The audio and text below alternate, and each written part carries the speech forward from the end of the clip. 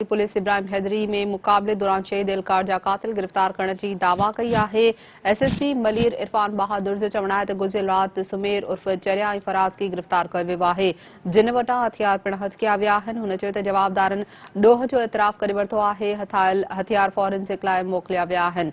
या अहम ख़बर नाज़ तव्हां सां शेयर कयूं पिया। मलीर पुलिस इब्राहिम हैदरी में मुकाबले दौरान शहीद एहलकार जा कातिल गिरफ्तार करने की दावा कई है।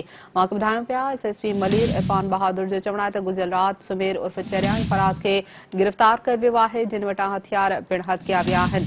हुन इहो बि चयो त जवाबदारनि ॾोह जो एतराफ़ करे वरितो आहे। हथायल हथियार फॉरेंसिक लाइ मोकिलिया विया आहिनि। ब्रेकिंग न्यूज़ आहे, नाज़ तव्हां सां शेयर करे रहिया आहियूं। मलीर पुलिस इब्राहिम हैदरी में मुकाबले दौरान शहीद एहलकार जा कातिल गिरफ्तार करण जी दावा कई आहे।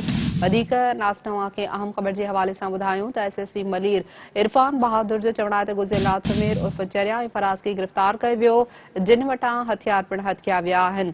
इहो बि चयो त जवाबदारनि ॾोह जो एतराफ़ कयो आहे। हथायल हथियार फॉरेंसिक लाइ मोकिलिया विया आहिनि।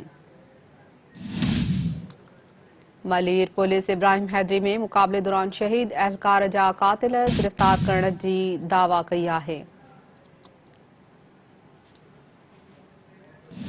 अवांखे ॿुधायूं पिया मलीर पुलिस इब्राहिम हैदरी में मुकाबले दौरान शहीद एहलकार जा कातिल गिरफ्तार करण जी दावा कई आहे। तफ़सील मालूम कंदासीं सिंटीवी न्यूज़ रिपोर्टर मीर ज़ुल्फ़कार खां। मीर ज़ुल्फ़कार, छा तफ़सील आहिनि? जी अनिला, तव्हांखे ॿुधाईंदो हलां त इब्राहिम हैदरी जे इलाइक़े में 14 डिसंबर ते पुलिस एहलकार जेको आहे उनखे शहीद कयो वियो हथियारबंदनि पारां। पुलिस कांस्टेबल सलाहदीन जेको जंहिंजो नालो ॿुधायो पियो हुयो, उन जे कातिलनि खे जेको आहे एसएसपी मलीर इरफान बहादुर जेको आहे पंहिंजे प्रेस बयान में चयो आहे त उनजे कातिलनि खे जेको आहे असां गिरफ़्तार करे वरितो आहे, जंहिंमें जेको गिरफ़्तार थियल जवाबदार हिकु जेको आहे उहो गिरफ़्तार आहे, जॾहिं त हिकिड़े जवाबदार फरार आहे। एसएसपी मलीर इरफान बहादुर चवणु आहे त 3 जवाबदारनि जी गैंग आहे जेका इब्राहिम हैदरी ऐं मलीर जे मुख़्तलिफ़ इलाइक़नि में दोह करे जेको आहे माण्हुनि खे जेको आहे क़त्ल बि कंदा हुया ऐं फुरुनि जी वारदातूं बि कंदा हुया।